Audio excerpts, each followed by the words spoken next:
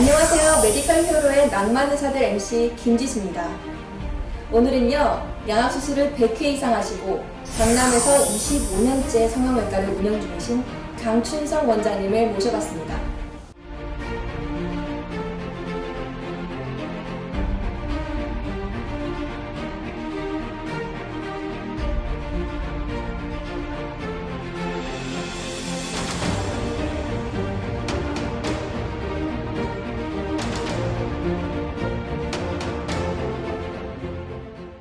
반갑습니다, 원장님. 네, 반갑습니다.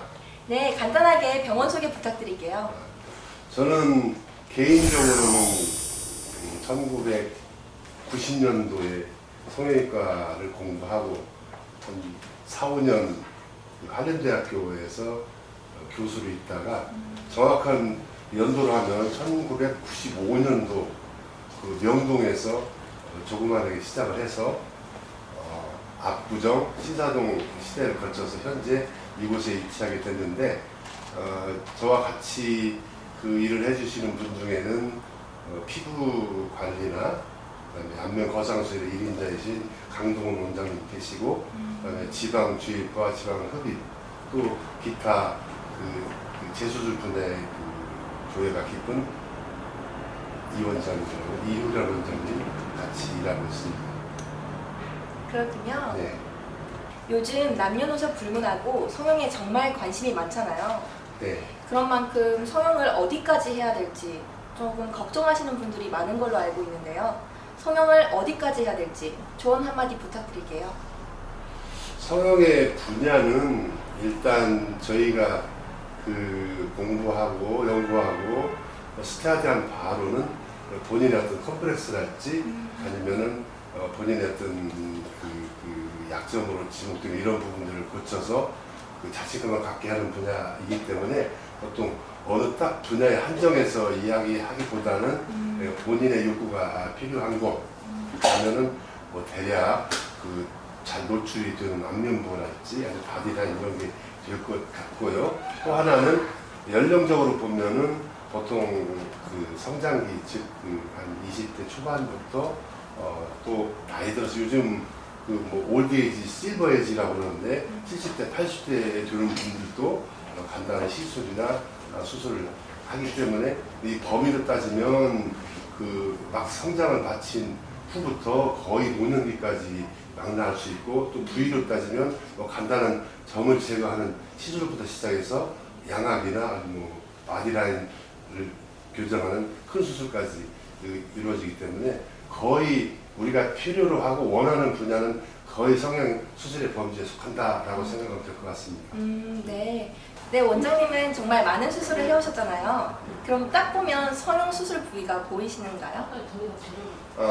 그거는 여러 가지 관점에서 대답을 할 수가 있는데 일반적으로는 저희 전문가 입장에서는 거의 그 완벽하진 않아도 거의 다 캐치할 수 있는 정도라고 생각하시면 될 건데 요즘은 그 화장술이나 조명 혹은 다른 분장술로 인해서 그 전문가 영역에서도 감지하기 힘든 부분은 사실은 있는 건 사실입니다. 아, 그렇군요. 네. 사람들을 봤을 때 이런 부분을 고친다면 조금 더 개선이 될 것 같다라는 부위가 딱 보이시는가요? 물론 저희들의 시각은 그 미를 추구하는 데 집중해 있기 때문에 아무래도 그런 쪽에 주안점을 두는데 마치 우리 그 리포터님 같은 경우는 거의 완벽해서 손을 볼 필요가 없을 것처럼 보이는데 우리가 모임을 가든지 아니면은 여러 사람이 그 얘기하는 도중에 신체 밸런스랄지 아니면은 어느 부위에 이렇게 불균형이 있는 경우에 저런 경우에 저런 점을 이렇게 교정하면은 의술의 힘을 빌리면 훨씬 더 틀이 보기에 좋을 뿐만 아니라 보기에도 훤해 보일 것 같다라고 하는 부분들은 눈에 띄고 보이고 그럽니다. 역시 전문가시네요. 네, 요즘 성형 트렌드가 재수술이라고 하던데 정말 실제로 찾으시는 분들이 재수술을 희망하는 분들이 많으신가요? 역시 과찬의 말씀이십니다. 감사하고요.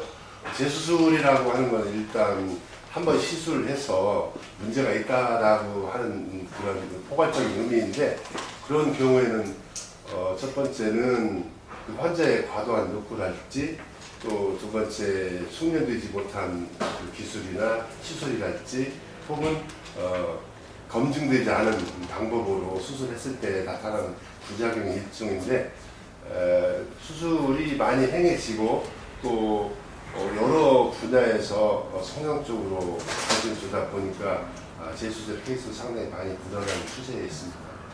재수술 중에서 많은 빈도를 차지하는 분야는 눈 수술이랄지 코 수술과 같이 비교적 간단하다고 하지만 접근이 쉽고 또 많이 행해지는데, 많이 행해지기 때문에 문제도 많이 생길 수 있고, 또 간단하지만 사실은 따져보면 그 눈에 정면으로 보이는 부위이기 때문에 간단해도 결국 간단하지가 않기 때문에 사실은 문제점이 많이 생기고 있습니다. 네, 이렇게 사람들의 성형에 대한 관심은 끊이질 않고 있는데요. 그만큼 온라인에서 사람들이 그런 정보를 많이 얻으려고 하고 있잖아요. 근데 네. 그만큼 성형 후기에 대한 사진에 대한 논란들이 많이 일었던 걸로 알고 있어요. 네. 그런 것들이 정말 조작된 걸까요? 그 조작은 우리 그 사람이 살면서 나타나는 한 분야로 생각해서 어느 분야나 그 정도 차이는 있다라고 보는데, 성형에서 과거에는 그 조명을 바꾼달지, 아니면 화장술에 의존한달지, 아니면 카메라 앵글을 바꾸어서 약간의 그런 그 정도는 있었는데, 요즘에 와서는 IT하고 그다음에 카메라의 포샷 이런 것들이 접목되다 보니까 조금은 과거보다는 조금 더 심해졌다고 하나 이런데, 그래도 그건 긍정적인 측면으로 봐주실 수 있는 것이 그 환자 전후를 비교했을 때 밸런스가 잡힌달지, 균형이 잡혔을 때 환자들이나 보호자들이 만족감이 높아지기 때문에 그건 어떤 긍정적인 측면으로 봐줄 수 있다고 생각을 하고 있습니다. 네, 성형이라는 게 보통 환자의 얼굴을 다루는 일이다 보니까 민감한 부분이 많을 것 같은데요. 네, 그렇습니다. 어떠세요? 그 얼굴이라고 하는 부분이 그 첫 번째 눈에 띄는 부분일 뿐만 아니라 그 사람의 그 정체성을 대표하는 곳이기 때문에 상당히 신중하게 접근을 해야 되는데, 그 흔히 그 광고 효과랄지 아니면 주변의 어떤 이야기로 그런 동기를 가지고 접근해서 답변을 보는 경우가 간혹 있습니다. 그럼 이어서 이렇게 민감한 수술 중에 딱 대표적인 분야인 양악수술을 지금 100회 이상 하시는 걸로 유명하시잖아요. 그래서 양악수술에 대해서 정말 많은 조예가 깊으실 것 같아요. 저 양악수술에 대해서 한번 얘기해 주실 수 있으신가요? 그 저희 분야에서 저보다 또 더 많은 경험을 가진 분도 계시기도 한데 과찬에 말씀이신데, 다만 저는 그 양악뿐만 아니라 모든 분야 수술을 하는 데 있어서 환자의 어떤 그 컴플렉스나 아니면 열등감을 해소하는 쪽으로 생각을 했고, 또 환자나 그 주변의 가족들도 역시 나의 가족과 다름이 없다라고 하는 그런 생각으로 임했습니다. 또 수술이 고난도의 수술임에는 불명한데, 그래도 주변에서 많이 협조해줘서, 예를 들어서 그 수술 전에 자료 수집하고, 수술 중에 보조하고, 수술 후에 케어해주는 우리 병원의 실장님이나 아니면 간호사들, 또 이런 분들이 다 힘을 합쳐줬기 때문에 이런 결과가 있었지 않나 이렇게 생각이 들고, 이 수술은 그 간단한 충동이나 아니면 그 주변의 권유로 해서 한 수술은 아니고 정확한 검사와 특정을 받고 그다음에 신중히 생각을 해서 수술해야 되는 분야라고 생각을 하고 있습니다.